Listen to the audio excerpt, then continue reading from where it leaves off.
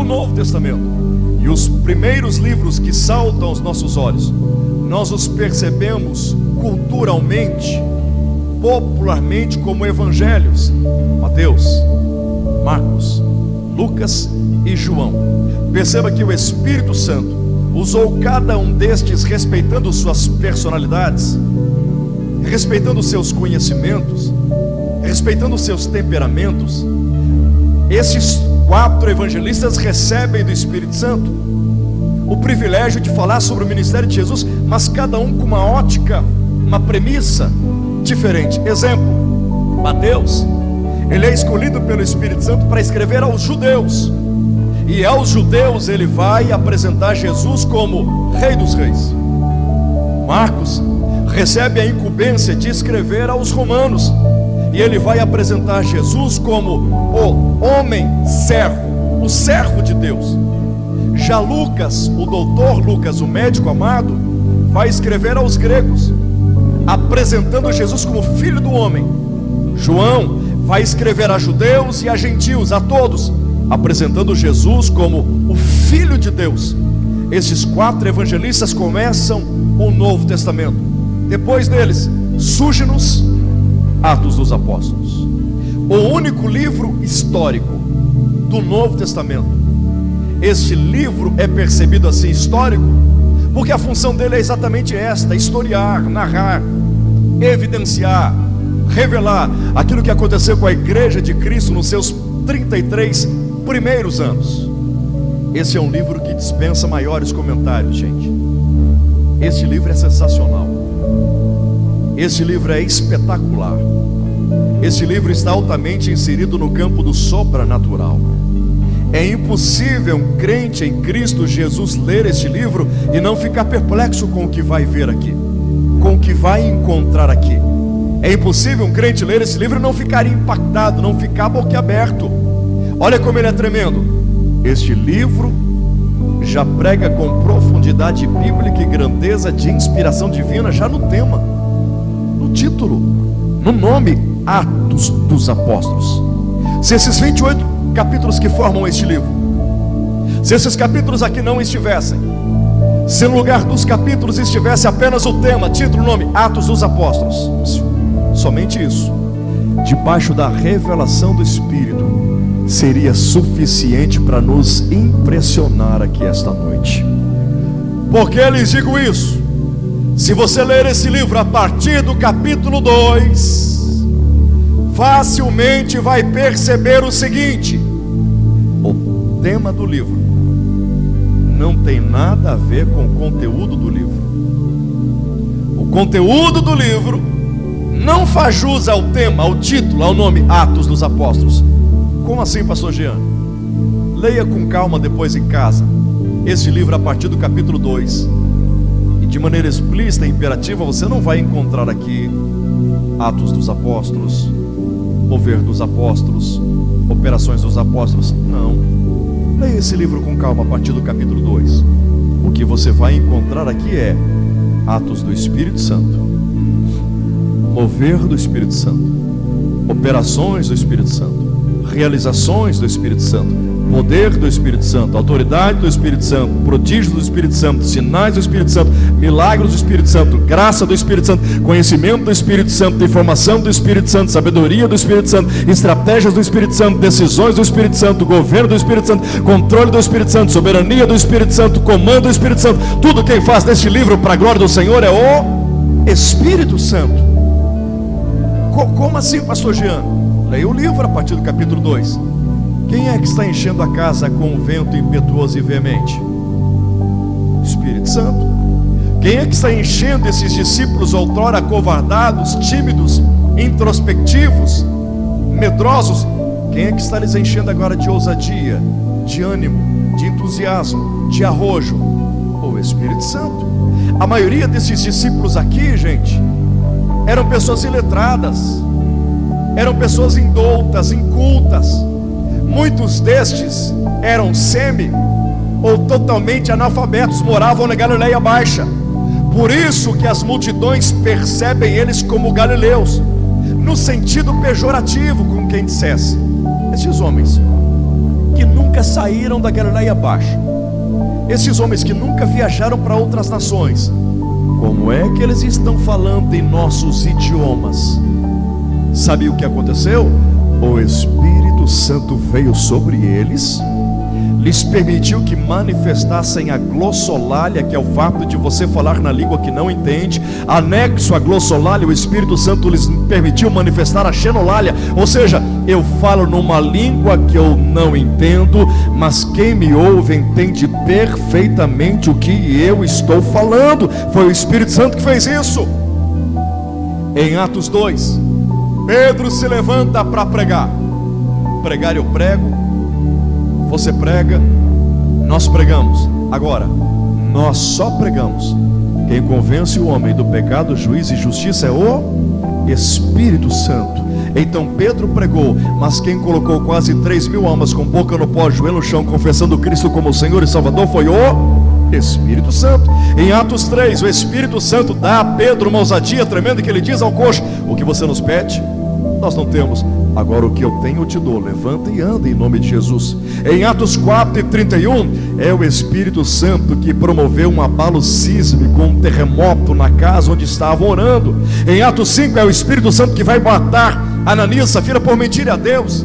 Em Atos 6, é o Espírito Santo que assume o controle da eclésia ou eclesia e separa os apóstolos dos diáconos para cuidar do perfeito andamento da obra de Deus. Em Atos 7, é o Espírito Santo que vai rasgar o céu atmosférico, vai desnudar o espaço sideral e vai dar a Estevão, no momento em que ele está sendo apedrejado, a visão de encontrar Jesus em pé ao lado direito de Deus. Em Atos 8, é o Espírito Santo que vai levar Filipe para pregar em Samaria, e depois vai levar Filipe para Gaza, e ele vai pregar o evangelho para o ministro da fazenda da Etiópia, e ele vai se converter a Cristo, vai ser batizado nas águas e vai levar Jesus para a Etiópia, e o Espírito Santo vai trasladar, arrebatar, teletransportar Filipe de Gaza para Azoto. São 32 quilômetros de distância. Preste atenção, Filipe acabou de batizar o ministro da fazenda, ele foi embora. Filipe vai piscar o olho. Quando ele piscou, ele não está mais ali em Gaza, ele está em Azoto. Você consegue entender o que o Espírito Santo fez com Filipe? Em Atos 9, é o Espírito Santo que vai batizar Saulo de Tarso na casa de Judas com a oração de Ananias, e ele vai se transformar no maior apóstolo dos gentios. Em Atos 10, é o Espírito Santo que vai interromper a pregação de Pedro, vai entrar na casa de Cornélio em Jope e vai enchê-los todos da glória de Deus. Em Atos 11, é o Espírito Santo que vai dar a Ágape a visão da fome que viria sobre o Império Romano. Em Atos 12, é o Espírito Santo que vai levar a igreja a orar por Pedro, ele vai ser liberto. Em Atos 13, é o Espírito Santo que vai dizer em Antioquia: separai-me Paulo e Barnabé para a obra missionária. É o Espírito Santo que fez tudo nesse livro. O que é que o Espírito Santo está fazendo em Atos 2? Ele está desenvolvendo a sua hábil tríplice função. Primeira coisa que o Espírito Santo está fazendo em Atos 2, ele está traduzindo Deus para a igreja. A primeira vez que a igreja, que o povo dele está entendendo a voz de Deus. Como é que eu entendo a voz de Deus? Pela tradução do Espírito Santo no meu coração. É o Espírito Santo que está traduzindo Deus para a igreja. Mas também é o Espírito Santo que está traduzindo a igreja para a sociedade. A igreja começa a pregar através de Pedro, e o Espírito Santo, através das palavras de Pedro, traduz cada palavra no coração daquelas pessoas. As pessoas entenderam o que Pedro pregava. Como é triste quando as pessoas não entendem o que a igreja prega. Como é triste quando as pessoas até ouvem o que nós pregamos, mas não conseguem entender o que pregamos, porque entre aquilo que pregamos e vivemos há uma distância muito grande. Mas aqui as pessoas entenderam que Pedro estava pregando sobre as grandezas de Deus. Pedro não estava pregando sobre a grandeza do seu ministério, da sua agenda, do seu nome. Pedro não estava pregando sobre a grandeza de uma placa. Pedro estava pregando sobre as grandezas de Deus. E as pessoas entenderam que o Espírito traduzia. O Espírito traduz Deus para a igreja, traduz a igreja para a sociedade. E a terceira função dele, ele traduz a igreja para Deus. Ele geme por nós com gemidos inexprimíveis, e ora por nós em nossas fraquezas, quando não sabemos como orar. Ele pega a sua língua, ele pega a sua oração, e ele interpreta, traduz isso para Deus. E Deus te abençoa pela intercessão do Espírito. Só quem está entendendo, levanta a mão para glorificar esse Deus que merece honra e glória. Digo mais, sabe quem escreveu toda a Bíblia Sagrada, gente? Ele mesmo, o Espírito Santo. Ele usou 40 homens num processo de 1600 anos para colocar no pergaminho, para colocar no papiro o que ele ditava, o que ele falava, o que ele revelava. O que o Espírito Santo falava, os homens escreviam. Então perceba que os homens só estão escrevendo o que o Espírito Santo fala. Logo, quem é o autor da Bíblia não são os homens que escrevem, mas é o Espírito Santo que revela. Calma aí, pastor Jean. O Espírito Santo é quem escreve toda a Bíblia? Sim. E por que nos 66 livros ele não aparece como autor? Porque quem aparece como autor é Isaías, é Amós, é Abacuque, é Naum, é Zacarias, é Pedro, é Tiago, é Paulo e João. Ele escreve toda a Bíblia e não aparece. Ele fez tudo o que fez neste livro, e quem leva a fama são os homens, são os apóstolos. É ele que opera, que realiza, mas quem é aplaudido são os homens. Atos dos Apóstolos. Por que, pastor Jean? Por uma razão muito simples. É que o Espírito Santo, gente, não é como muitos de nós que temos a síndrome dos artistas de Hollywood. O Espírito Santo não é dependente de tapete vermelho. O Espírito Santo não é viciado em holofote, em gelo seco. O Espírito Santo não precisa de outdoor, nem de cartaz. O Espírito Santo não precisa de marketing, não precisa de publicidade. Ele nos concede o seu fruto, sim, mas nunca precisou de uma melancia pendurada no pescoço para chamar a atenção de ninguém.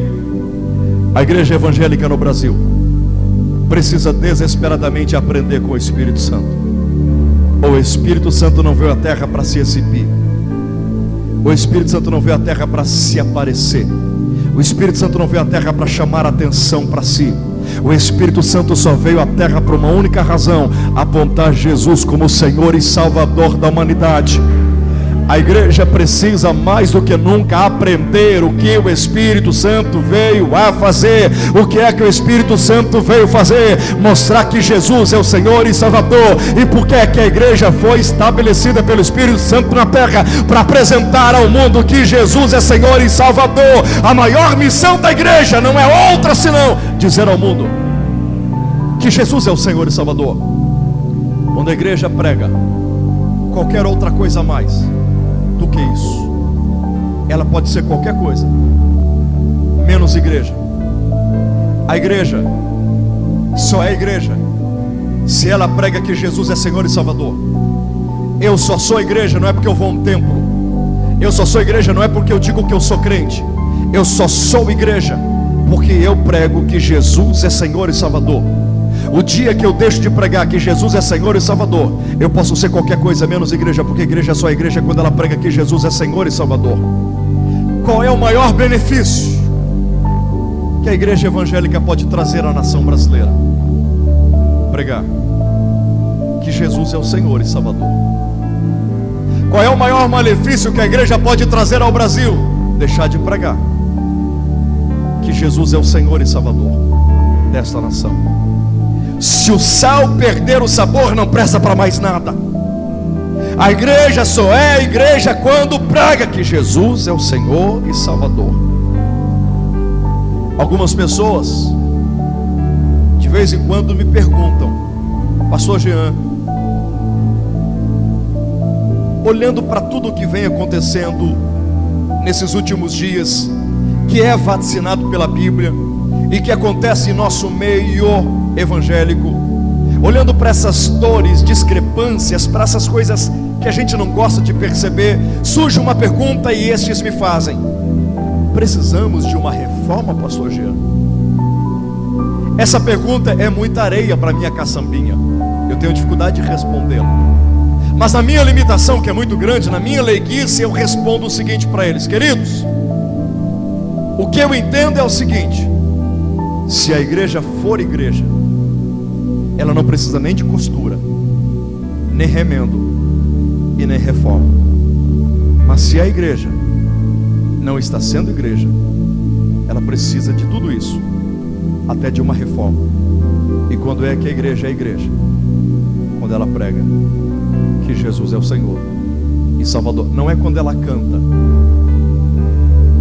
não, é quando ela prega ao mundo que Jesus é o Senhor e Salvador da humanidade. Deixa eu lhes trazer duas estatísticas, e de forma alguma eu estou tentando entristecer você, não. Eu só estou trabalhando com fatos, e contra fatos não há argumentos. Eu estou falando ao corpo de Cristo. Olhe para as estatísticas, para os gráficos científicos, oriundos de pesquisas sérias, com respeito a nosso comportamento, postulado missionário, evangelístico, missiológico. Pasmem, escute bem o que eu vou lhes dizer. Mais de 90% dos crentes nunca levaram uma vida até Jesus. Mais de 90% dos crentes nunca levaram uma vida até Jesus. Eles dizimam, ofertam, cantam, mas nunca levaram uma vida até Jesus. Segunda estatística triste: menos de 1% das igrejas evangélicas no Brasil, menos de 1%, se dedicam ao discipulado. Jesus disse: ide e fazei discípulos. Ele disse para os discípulos: fazei discípulos, porque só discípulos reproduzem discípulos. Discípulos não reproduzem seguidores. Jesus não está atrás de seguidores, isso é para o Instagram. Jesus está atrás de discípulos que reproduzem discípulos. E o que é a reprodução de discípulos? É o discipulado. E o que é o discipulado? É o evangelho que você ensina para quem acabou de aceitar a Cristo. Quando nós olhamos para uma mãe que acabou de dar luz a um filho e abandona esse filho numa lata de lixo, na porta de uma casa, abre mão dele, abandona a criança, o que é que a gente diz de uma mãe dessa? A gente fica indignado e a chama de desnaturada, de irresponsável. Isso não é mãe. Alguns até dizem: é um monstro. Alguém já disse com muita propriedade: a igreja tem sido ultimamente uma ótima obstetra, mas uma péssima pediatra. Não entendi, pastor Jean. Muitas são as pessoas que têm nascido de novo, bebês, nenéns, que têm nascido de novo, na frente de púlpitos, aceitando a Cristo como Senhor e Salvador. Cultos, igrejas que têm sido verdadeiro centro de obstetrícia, centros cirúrgicos, centros que ajudam a dar a luz a novos convertidos. Ok, deu a luz, mas quem é que está cuidando desses novos convertidos? Quem está os alimentando? Porque temos mais hoje de 25 milhões de desigrejados no Brasil. Eu não quero falar de traumas, eu não quero falar de autoritarismo espiritual, eu não quero falar de discrepância ministerial. Para mim isso são sintomas e consequências. A causa dessas pessoas quererem congregar fora do corpo é porque elas não foram discipuladas. Porque quem é discipulado suporta qualquer tipo de dificuldade. Foi discipulado, aprendeu o evangelho, tomou do leite racional não falsificado, teve alimento sólido. Pastor, o irmão vem pregar no final dessa conferência para nos falar o óbvio, vem nos pregar aquilo que a gente sabe. Alguém já disse com muita propriedade: todo óbvio que é sabido, mas não é vivido, precisa ser estupidamente repetido. Então vou repetir: a igreja só é igreja quando prega que Jesus é Senhor e Salvador. Se não estamos pregando que Jesus é Senhor e Salvador, a gente pode ser Rotary, podemos ser Lions, podemos ser um clube, menos igreja. Eu pergunto para você, até agora, quantas pessoas você levou a Jesus? Se eu não levo alguém para Jesus, isso não é cristianismo. Isso é qualquer coisa, menos cristianismo.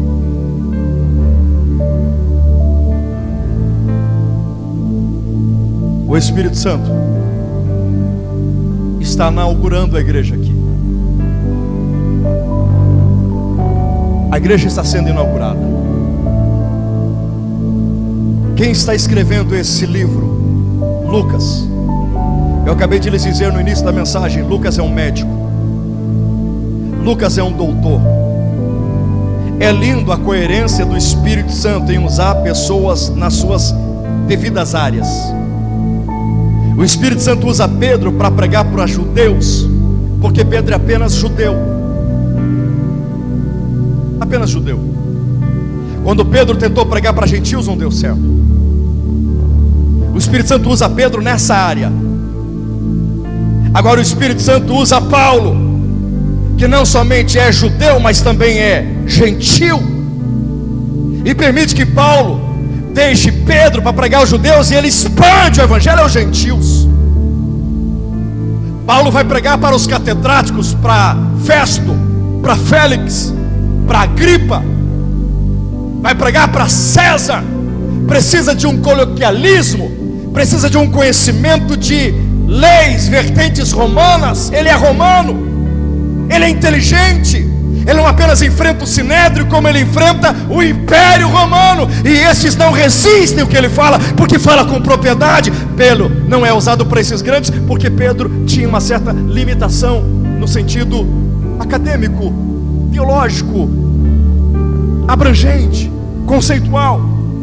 O Espírito Santo usa Mateus para falar do milagre do estáter dentro da boca de um peixe. Por que não usou Marcos? Por que não usou Lucas ou João para escrever sobre esse milagre? Porque Mateus é um coletor de imposto, e o que estava em jogo ali era a preocupação de Pedro em pagar o imposto, se Jesus pagava ou não. Por que o Espírito Santo usa Lucas para descrever de maneira minuciosa, detalhada, as doenças da época, com uma linguagem greco-romana de um médico? Porque era médico.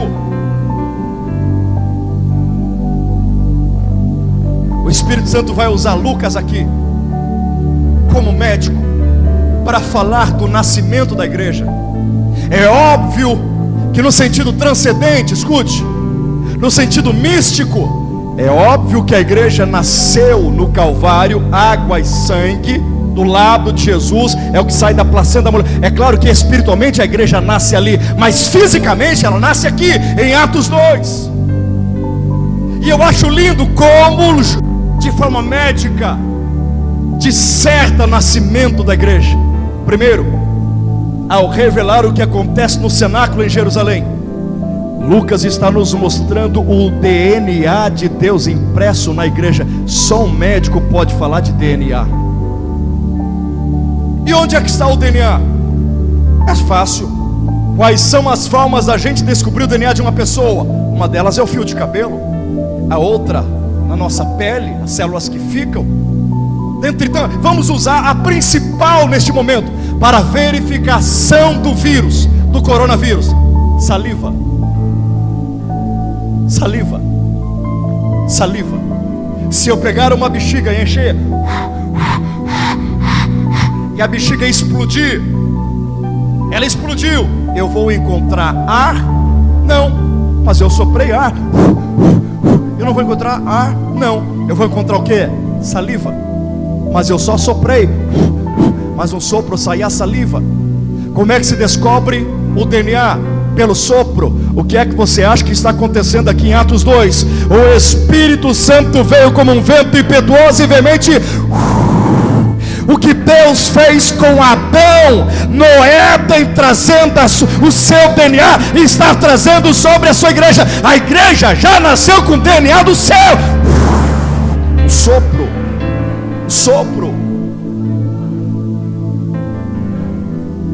O médico Lucas está mostrando a igreja nascendo. Nós estamos diante de um bebê, estamos diante de um nenê. A igreja é esse bebê, ela acabou de nascer. Eu não entendo nada da área médica, escute, mas eu li um artigo muito interessante de um doutor muito conhecido no Brasil e fora. Ele escreveu um artigo e o tema do artigo era o seguinte: como discernir se a criança ao nascer está saudável ou enferma. Uau, isso é forte. Eu fiquei impressionado quando eu li o artigo desse doutor. Ele colocou: como leigos como eu, né? Pessoas leigas como eu, conseguem discernir se a criança ao nascer ela está saudável ou enferma. Ele estabeleceu 10 tópicos ali. Todos os 10 tópicos dão uma mensagem maravilhosa. Agora o que mais me chamou a atenção foi aqui. Ele diz: quer saber se a criança ao nascer está saudável ou enferma? Olhe para a temperatura corporal. Diz o médico, uma das formas de você saber se o bebê está saudável ou enfermo, olhe para a temperatura do corpo dessa criança. Porque a temperatura do corpo ou revela a saúde ou revela a enfermidade. A criança nasceu, ou ela pode estar saudável ou enferma pela temperatura. Diz esse médico: a percepção da medicina é a seguinte: a criança, para ser considerada saudável, obrigatoriamente tem que nascer com 36,5 graus Celsius. 36,5 saudável. E se nascer abaixo disso, problema. E se nascer acima disso, problema. Temperatura correta, 36,5. Se nascer abaixo, pastor, ele diz que essa criança é percebida como hipotérmica. A criança nasceu com uma temperatura menos que 36,5, equivale a dizer que ela nasceu exposta a uma temperatura baixa. O frio impediu a circulação sanguínea, e a gente sabe que se o sangue coagula, se ele não circula, mata a criança. Então a criança não pode nascer hipotérmica, não pode nascer com a temperatura baixa. E se nascer com a temperatura acima disso, problema. Eles chamam isso de hipertermia, aumento elevado da temperatura. E o que é o aumento elevado da temperatura? Isso é febre. Febre pode matar recém-nascido. Então a criança, para ser considerada saudável, não pode nascer hipotérmica e nem hipertérmica. 36,5, correto. Gente, quando eu li isso, uau, o Espírito Santo levou meu coração, os meus olhos para Atos 2, e eu vi esse bebê, esse neném nascendo saudável. Pastor, não entendi nada do que o irmão me falou até agora, então escute. Olha o que disse o médico: a temperatura do corpo ou revela a saúde ou revela a enfermidade. Cristo é o cabeça, nós somos o corpo. Olha o que diz o médico: a temperatura do corpo ou revela a saúde ou revela a enfermidade. A igreja não nasceu hipotérmica, ela não nasceu hipertérmica, ela nasceu com a temperatura certa. Qual é a temperatura certa? Calor do Espírito Santo de Deus. Qual é a temperatura correta da igreja? Calor do Espírito Santo de Deus. Frieza espiritual não combina com a igreja. Baixa temperatura não combina com a igreja. Temperatura elevada não combina com a igreja. A igreja é equilibrada. E o que é que traz equilíbrio? O calor do Espírito Santo de Deus. Uma das formas de você medir a temperatura é o termômetro. Qual é o termômetro do crente? Onde é que você coloca a temperatura? maioria das vezes, para a gente, coloca o termômetro para medir a temperatura. Isso daqui tem o poder de mostrar como é que está a tua temperatura espiritual aqui essa noite. Em alguns lugares do Brasil, para você entrar num lugar como esse, shopping, igreja, em alguns lugares, você só entra se a pessoa medir a tua temperatura. Se a tua temperatura estiver em harmonia com o protocolo exigido daquele lugar, você entra. Se não estiver em harmonia, não entra. Com todo respeito, você acha que as pessoas vão entrar no céu com uma temperatura desarmônica com o que o Espírito Santo exige para entrar? Com todo respeito, você acha que vai passar pelos portões celestiais com uma temperatura baixa? Você acha que vai conseguir passar pelos portões celestiais sem o calor do Espírito Santo na vida?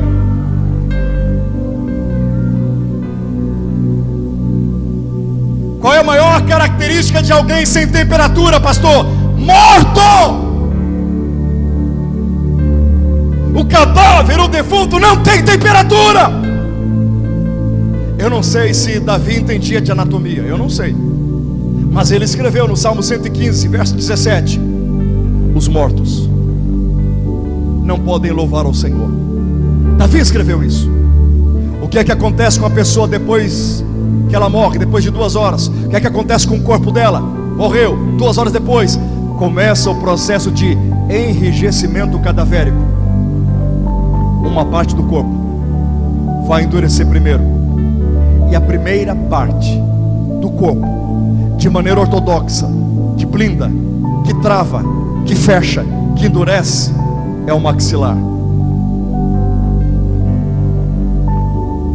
O maxilar, ele tem essa flexibilidade, ó, essa articulação. Depois de 2 horas de morto, para isso daqui trava, os dentes cerram, a língua petrifica. Olha o que Davi está dizendo: os mortos não podem louvar ao Senhor. O que Davi está dizendo? Os mortos não conseguem em 2 horas e meia de culto fazer isso daqui, ó. Glória a Deus, aleluia, eu te amo.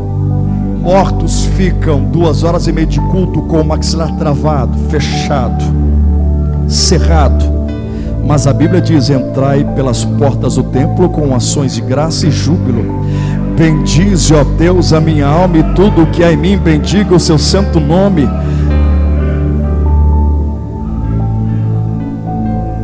Como é que está a sua temperatura espiritual? Cadê os dons espirituais? Onde estão as línguas estranhas? Onde estão as profecias? Onde estão as visões? Onde estão os cânticos? Pastor, eu acho que isso é coisa de criança. Você não está tão errado. Você não está tão errado. Sentir a presença do Espírito Santo é coisa de criança mesmo. Porque quando Maria falou com Isabel, Isabel grávida, João Batista com apenas 6 meses, ouviu a voz da mãe do Salvador, ele saltou, pulou de alegria, porque Isabel ficou cheia do Espírito Santo. É difícil alguém cheio do Espírito Santo não se tornar uma criança na presença de Deus. O que Deus está enojado é de um monte de crentes que se sentem adultos, que para qualquer gol do seu time grita, pula, salta, por qualquer outra coisa vibra, mas não tem mais sublimidade, devoção, adoração e paixão. Muita gente partiu, você está vivo. O mínimo que poderia ser feito é abrir a boca para adorar quem merece honra e glória. Ele merece.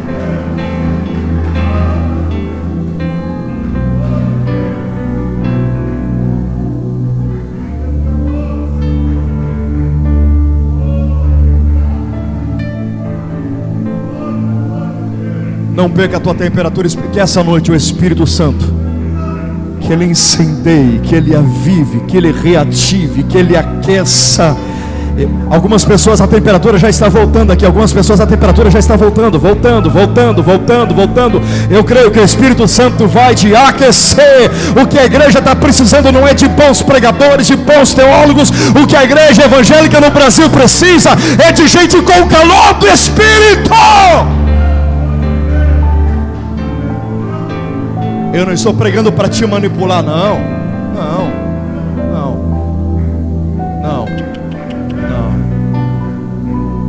Eu estou tentando levar você a uma reflexão. Como é que você começou e como você está. O que é que a medicina está falando? O que é que os infectologistas, epidemiologistas estão dizendo? Que é muito perigoso nesse momento agora alguém sair do quente e ir para o frio. Os médicos estão dizendo: não saia do quente e vá para o frio, porque vai acontecer um choque térmico, e choque térmico abaixa a imunidade. Ei, olha o que o Espírito Santo está falando para a igreja: não é hora de perder o calor e deixar a frieza tomar conta de você. A tua imunidade vai cair.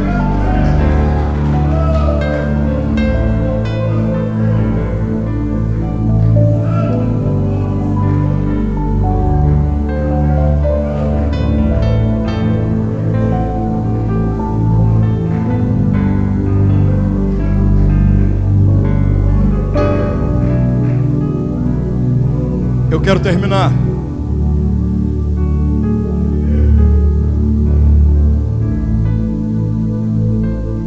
O Espírito Santo diz que a igreja foi inaugurada em Atos 2. Ele revela: a inauguração da igreja está aqui, a igreja está nascendo. Aqui. Aqui está a inauguração da igreja. Eu acho extremamente proposital Lucas dizer: isso aconteceu no dia de Pentecostes. O que é o Pentecostes? Pentecostes é uma festa. Significa dizer que a igreja nasceu num dia de festa. Significa dizer que na mente de Deus não tem diferença da palavra festa e a palavra igreja. A palavra igreja e a palavra festa, a palavra festa, a palavra igreja, igreja e festa. Para Deus, igreja é festa e festa é igreja. A igreja só nasceu num dia de festa porque para Deus a igreja é festa. É o motivo da festa, é o que participa da festa, é o que tem o dono da festa, é a própria festa, é a igreja. Festa verdadeira não é o que acontece no sambódromo da Sapucaí. Festa verdadeira é o que estava acontecendo em Jerusalém. Homens de diversas nações foram para lá para celebrar Deus. Festa verdadeira é o que está acontecendo aqui essa noite. Pastor, como o irmão pode me provar que festa e igreja na mente de Deus é uma coisa só?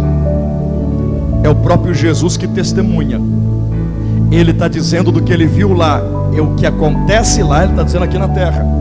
Lucas 15, Jesus diz que quando um pecador se arrepende, vem para a igreja, imediatamente começa uma festa no céu.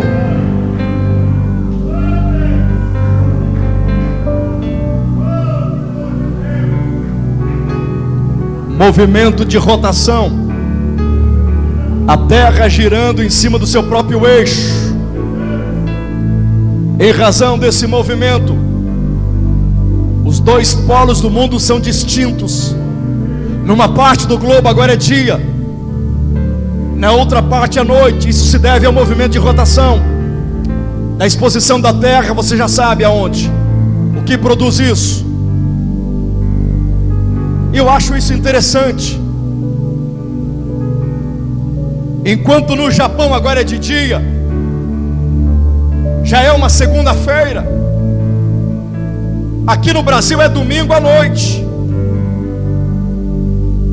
Significa dizer que é um domingo onde nós estamos dentro de templos, cultuando a Deus, pregando a palavra, e o Espírito Santo estará salvando pessoas. E cada pessoa que o Espírito Santo salva no Brasil é festa no céu. Isso aqui que está de noite, no Japão é segunda, mas ontem foi domingo. E ontem domingo no Japão tinha alguém pregando o evangelho, pessoas se convertendo e festa no céu. Então, conforme a terra gira, a festa no céu não para.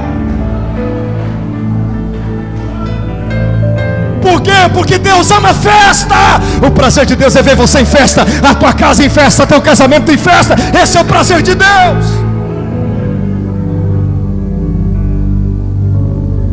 Olha o que Deus disse para Moisés e para Arão, Êxodo 5: digam a Faraó: deixa o meu povo ir ao deserto me fazer uma festa, Porque Deus não disse: deixa o meu povo ir para a terra prometida?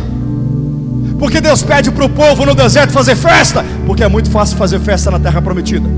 Deus queria vê-los fazendo festa no deserto, porque é no deserto que Deus tem poder de preparar uma mesa para você.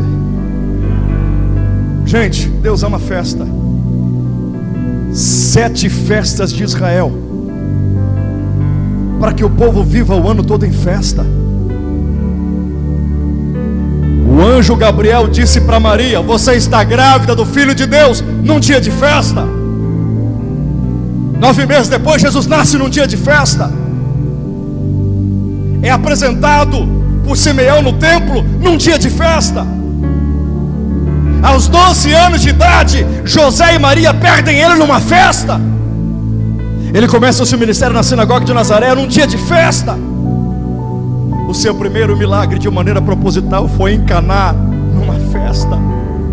A partir dali, todas as pessoas que ele curava, era os colocando na festa. O mudo vindo para a festa, o surdo para a festa, o paralítico para a festa. Todos que viam deixavam de ser e entravam em festa, glorificando ao Senhor. Você vê que a última semana dele entrando em Jerusalém é de festa. Ele morre na sexta-feira, uma Páscoa, dia de festa. Ressuscita domingo pela manhã, ainda dia de festa. Depois de 40 dias, ele é assunto aos céus. Os discípulos vão para o cenáculo, ficam lá 10 dias. 40 que ele sobe, 40º ele sobe. 10 dias estão lá. 10 com 40 é 50. 50 no hebraico é Shavuot. Shavuot é Pentecostes. No 50º dia, Jesus manda o Espírito Santo à terra para inaugurar a igreja num dia de festa. E o que é que o Espírito Santo está fazendo com a igreja na terra? Está nos preparando, porque você querendo acreditar ou não, a qualquer momento a trombeta vai soar, os mortos ressuscitarão, os vivos serão transformados em corpos incorruptíveis e gloriosos, e nós vamos participar da maior de todas as festas.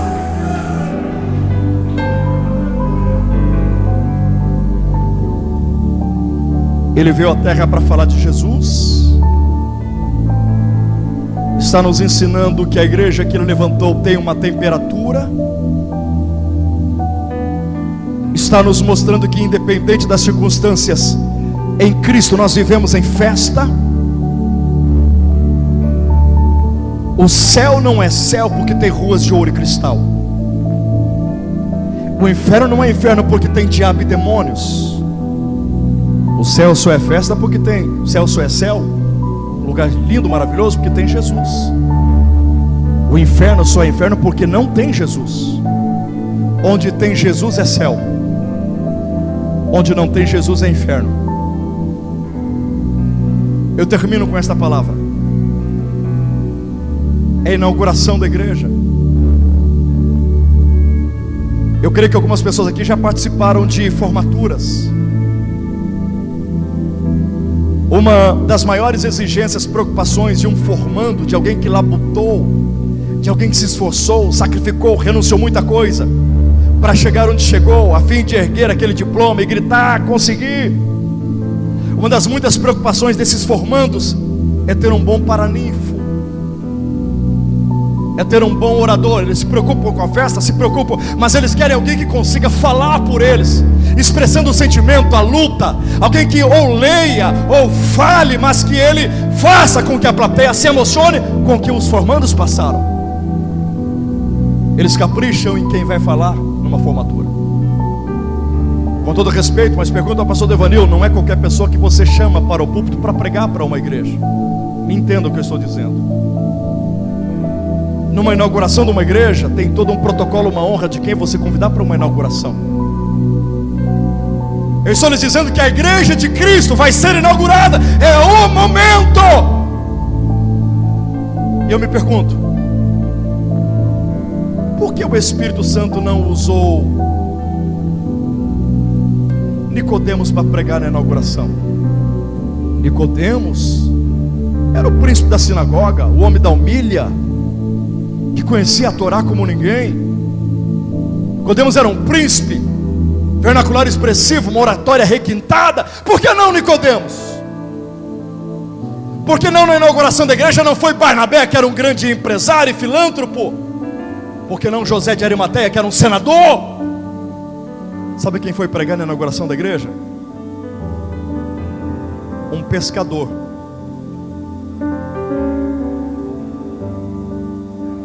Um homem muito simples.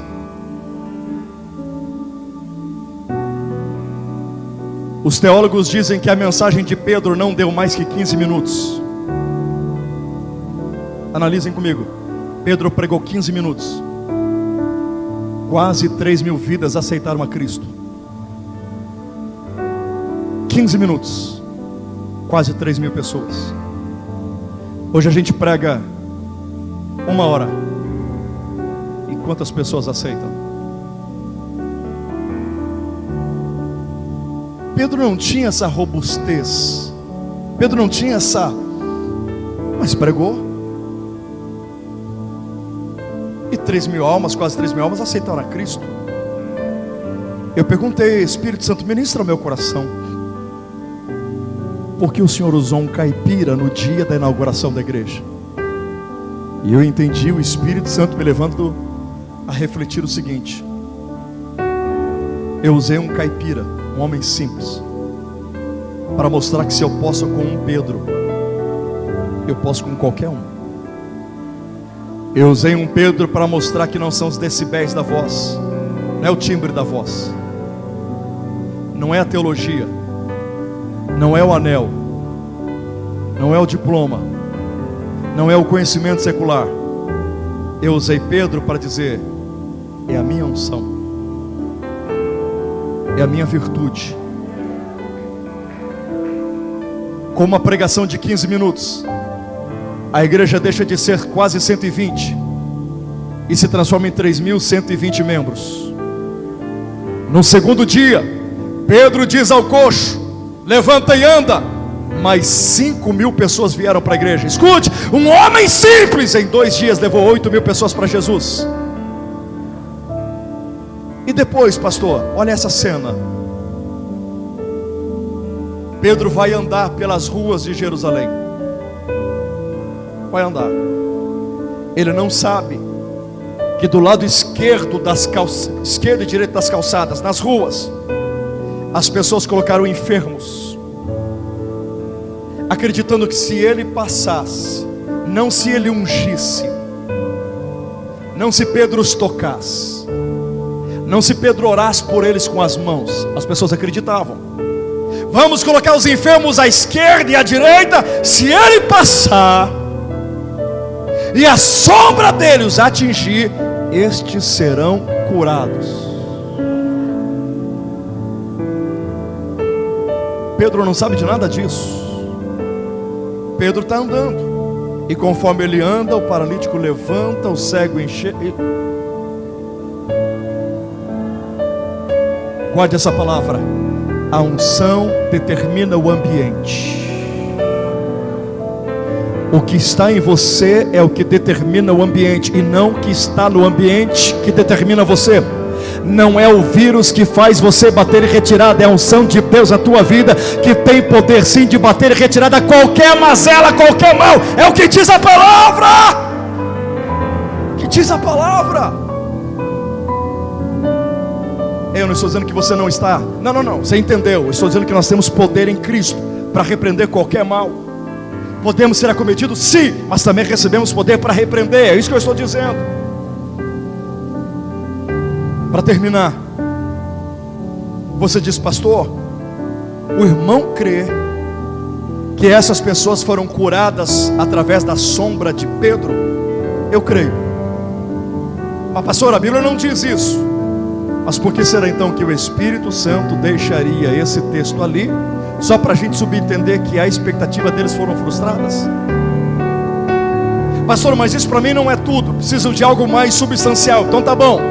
Por que eu creio que a unção de Pedro, a sombra de Pedro foi usada para curá-los? Porque diz a Bíblia que a sombra em Maria fecundou nela Jesus.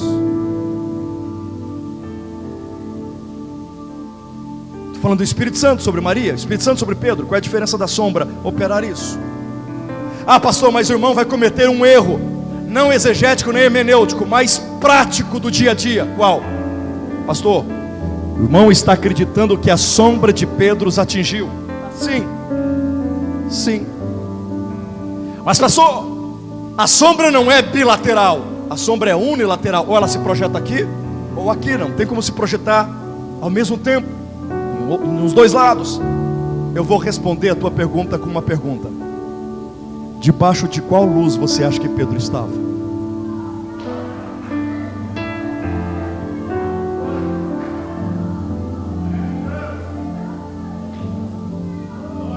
Essa luz chamada Jesus quer brilhar em você e quer usar a tua sombra, o teu passo, o teu andar, o teu caminhar para curar essa nação. Eu creio que eu estou dizendo. Eu creio que verdadeiramente essa terra pode ser boa se deixar a unção de Deus através de você tocar quem precisa ser tocado.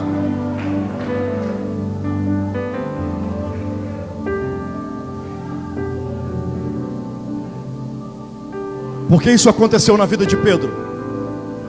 Porque ele quis. Porque os quase 120 discípulos foram cheios do Espírito e revolucionaram a sua história, o seu momento histórico, porque quiseram. Quando nós vamos num posto de gasolina, frequentemente o frentista se aproxima de você e ele pergunta para você: senhor, senhora, comandante, amigo. Olha o que o frentista pergunta na maioria das vezes: quer que eu encha? O frentista pergunta: ei, quer que completa, senhor? O frentista só vai fazer o que você diz, o que você fala ele faz. Ele vai encher se você dizer pode encher. Ele vai completar se você falar pode completar. Sabe quem é que está aqui essa noite? O frentista Espírito Santo. Ele não é funcionário do posto da Shell, ele é funcionário do céu. E ele está com a mangueira de azeite perguntando para você: quer que eu encha? Quer que eu complete? O que você falar, ele faz na sua vida. E todos foram cheios do Espírito Santo porque quiseram. A unção é para quem quer. Você tem duas alternativas essa noite: querer ou não. Querer ou não. Para terminar, Ezequiel é o profeta onde o Espírito de Deus leva ele para cima e para baixo, leva para cá, leva para lá, e arrebata, e traslada, e pega pelos cachos do cabelo, e pega pela, e leva, e traz. Ok, só existe um capítulo que o Espírito Santo não leva a Ezequiel. Só existe um capítulo que o Espírito Santo fala para ele: se você quiser, se você quiser, se você quiser, entra no rio. Ele entra com as águas no tornozelo e percebe que tem mais água para ser experimentada. Então ele vai um pouco mais, e as águas vão aos joelhos, e ele é melhor do que no tornozelo. Então ele vai um pouco mais, e ele vai com a água até a cintura, e ele percebe que é melhor que o tornozelo e que o joelho. E ele diz: tem um pouco mais. Então ele vai um pouco mais, e a água dá no peito. Ele diz: se eu vim até aqui, por que eu não mergulho? Você está a um passo de viver uma vida cristã que você nunca viveu. Você está a um passo de uma história na sua vida. Você está a um passo de viver uma experiência sobrenatural que vai transformar você num outro homem, numa nova mulher. Você está a um passo de experimentar o sobrenatural. Para isso é só você desejar. A unção é para quem quer. Já tem gente querendo, já tem gente desejando, já tem gente dizendo: eis-me aqui. Já tem gente pedindo. A unção não é para quem pode, a unção não é para quem sabe pregar, a unção é para qualquer pessoa que diga: eu quero, eu quero, eu quero, eu quero, eu quero, eu quero, eu quero, eu quero. É para quem quer. É para quem quer. É para quem quer.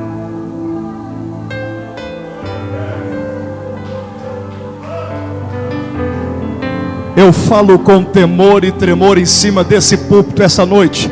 Se prepare, pastor Devanil, pastor Natan, se prepare para ver o que Deus vai fazer nessa igreja a partir de hoje. Se prepare para ver a quantidade de almas que entrarão e serão salvas por Cristo Jesus e serão discipuladas. Se prepare para uma revolução nessa cidade. Se prepare, porque ela ficará conhecida no estado do Paraná pelo poder, a unção, a graça e a autoridade. Isso só vai acontecer se você quiser. Se você quiser, Deus está mais interessado que você.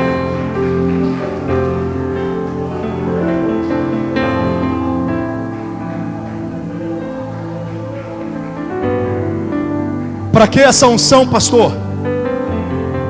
Para mostrar que eu sei falar mais em línguas? Não! Para mostrar que eu sou mais espiritual? Não! Para que essa unção? Para que esse poder? Jesus responde: mas ficai em Jerusalém, até que do alto sejais revestidos de poder, para ser testemunha. A maior prova que um crente é cheio do Espírito Santo é se ele fala que Jesus é Senhor e Salvador. A maior prova que o crente é um impostor e não missionário é que ele só se diz crente, mas não prega que Cristo é Senhor e Salvador. Esteja em pé, por favor.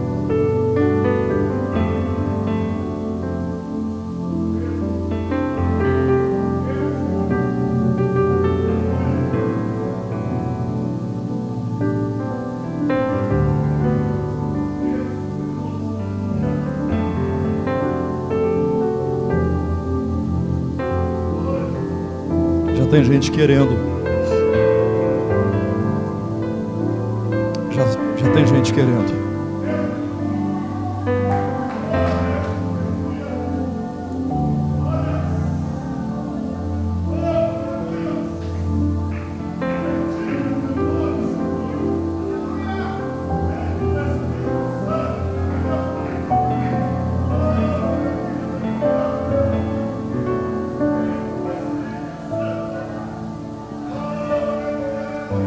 Certa vez, eu resolvi, juntamente com 2 amigos em Curitiba, uma vez por semana nos reunir no púlpito da Central Túlio, de madrugada. E fizemos isso por algumas semanas. A gente orava. Poderia ser em qualquer outro lugar, mas sentimos de orar ali no púlpito. Passávamos a noite orando. Numa dessas vezes,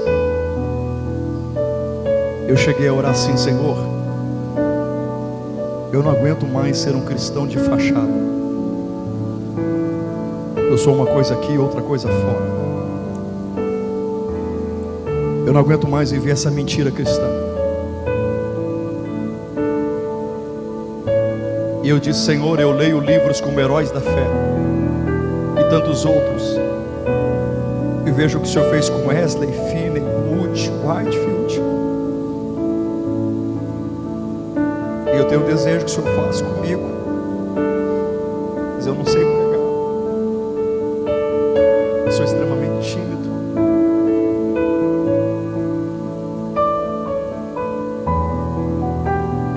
Por favor, Senhor, muda a minha vida hoje. Eu não quero mais viver assim. Se for para viver assim, então me tira a vida. Eu não sei te explicar o que aconteceu, mas veio uma graça, uma alegria, um gozo. E dali em diante, eu comecei a conversar com alguns amigos, e nós chegamos a um número de 400 jovens na madrugada, um ligando para o telefone fixo do outro, que assim na época, despertando às 3h30 da manhã. Eu ligava para um, lia um texto bíblico para ele, orava por ele, ele fazia. Eram 400 pessoas, 400 adolescentes jovens de madrugada fazendo isso. Depois começamos a participar de uma vigília que um pastor realizava em Curitiba, todo primeiro sábado do mês. Nós pedimos a cobertura desses irmãos e saímos pela Rua 15, setor histórico, centro de Curitiba, evangelizando. De uma certa forma, quase que trouxemos problema para a igreja, porque eu comecei a trazer muita gente que sobrecarregaria. Não é fácil você lidar com a assistência social com essas pessoas, mas eu fazia isso, que eu queria vê-las vestidas, eu já queria vê-las arrumadas, eu já queria vê-las trabalhando. E para a glória de Deus, durante algum tempo, nós levamos essas pessoas em casas de recuperação, como o do pastor Ronaldo Reis na época. Algumas dessas pessoas a gente encontra hoje, família, restaurados, obreiros. E hoje, pela bondade de Deus, eu estou aqui pregando para você. E o Espírito Santo me trouxe à mente que um dia de madrugada, na minha maior simplicidade, eu resolvi dizer: Senhor, é tudo ou nada, faz. Se o Senhor precisa de disposição, aqui estou. Eu quero crer que Deus pode fazer muito mais com você. O poder da vida está na tua boca, na tua palavra. O que você libera se materializa. Por favor, em nome de Jesus, aproveite este momento e se oferte a Deus. Diga: Senhor, eis-me aqui. Agora vai ser para valer. Tudo ou nada. Eu aceito, eu quero, Senhor, eu quero, eu estou disposto. Não tem volta, não tem retrocesso, não vou recuar, não vou olhar para trás, não vou lançar mão. Pode contar comigo. Se você fizer isso, se prepare para o que Deus vai fazer na sua vida a partir de hoje. Pessoas possessas serão libertas só de você estar presente. Palavras simples tuas serão usadas por Deus para curar pessoas. Vão te procurar para orar por enfermos. Algo sobrenatural começa na sua vida hoje, se você deseja. Se você é essa pessoa que, assim como Túlio, está fazendo o que está fazendo, eu vou pedir que você saia do seu lugar. Se você é assim, está com esse desejo, com esse anelo, com esse compromisso, se você quer viver a partir de hoje o que nunca viveu, se você deseja se entregar totalmente na dinâmica do Espírito, na plenitude do Espírito, se entregar para ser levantado de madrugada para orar, se levantar para estudar a palavra, para buscar de Deus iluminação na palavra, para fazer o que para amar vidas, abençoar vidas, ajudar pessoas caídas, feridas, machucadas, pode ter certeza que o Espírito Santo é o mais interessado. E quando vier, Ele dará graça e temor. Uns desistiram, voltaram para casa, mas 120 ali ficaram. Quando de repente ouviu-se um som e dos quatro cantos um vento soprou. Vem como labareda de fogo, vem como labareda de fogo, e pousa sobre cada um de nós, e pousa sobre cada um de nós. Vem como labareda de fogo, vem como labareda de fogo, e pousa sobre cada um de nós, e pousa sobre cada um de nós.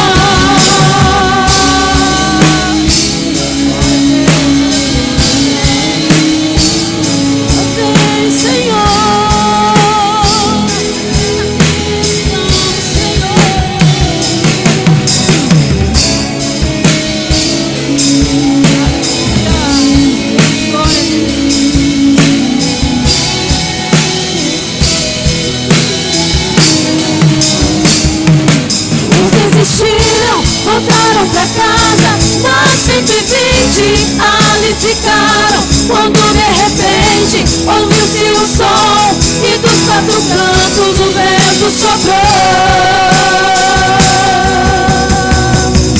Vem como labareda de fogo, vem como labareda de fogo, e pousa sobre cada um de nós, e pousa sobre cada um de nós. Vem como labareda de fogo, vem como labareda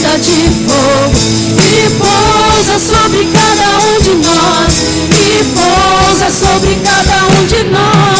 Vem com teu fogo, reacende a chama, sopra teu vento, vem nos inflama. Aqui estamos, Senhor, aqui estamos, Senhor. Vem com teu fogo, reacende a chama, sopra teu vento, vem nos inflama. Aqui estamos, Senhor, aqui estamos, Senhor. Vem como labareda de fogo, vem como labareda de fogo, e pousa sobre cada um de nós, e pousa sobre cada um de nós. Vem como labareda de fogo, vem como labareda de fogo, e pousa sobre cada um de nós, e pousa sobre cada um de nós. Labareda de fogo, vem como labareda de fogo, e pousa sobre cada um de nós, e pousa sobre cada um de nós.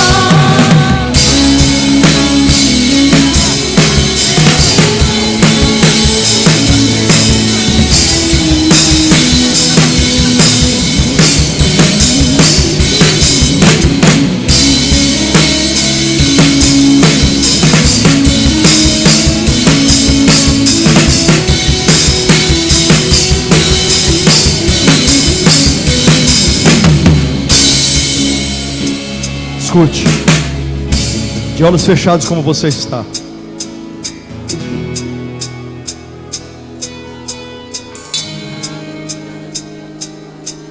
Obrigado, Senhor.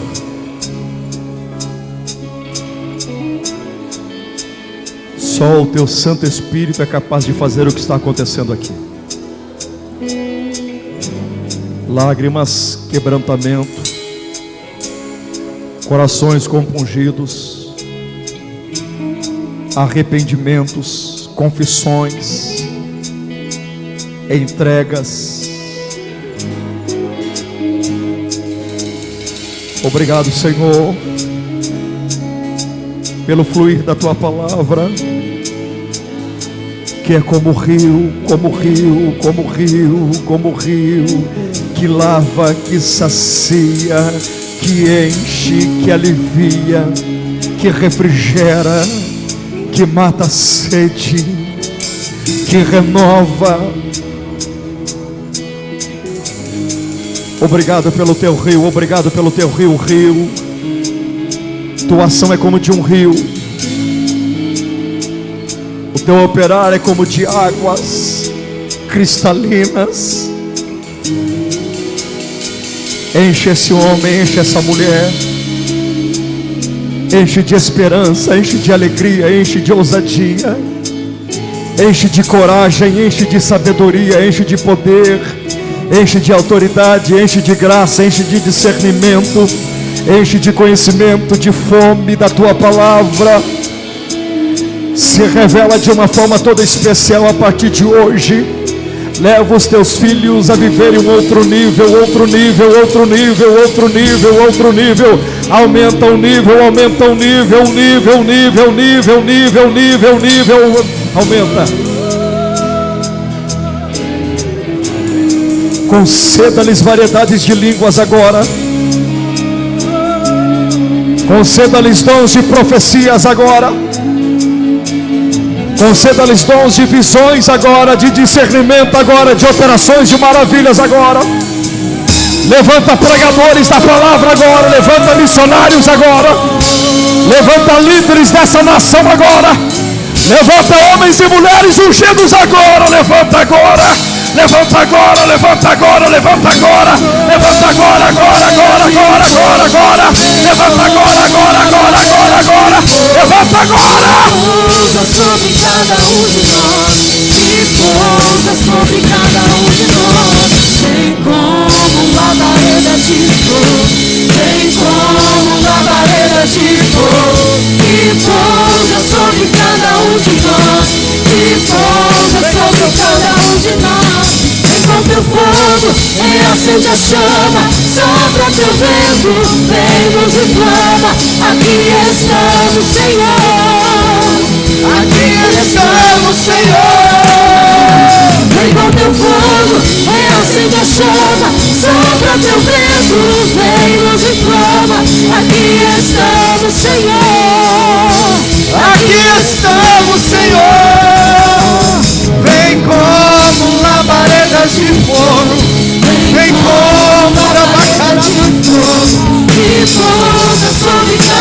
de nós, e pousa sobre cada um de nós.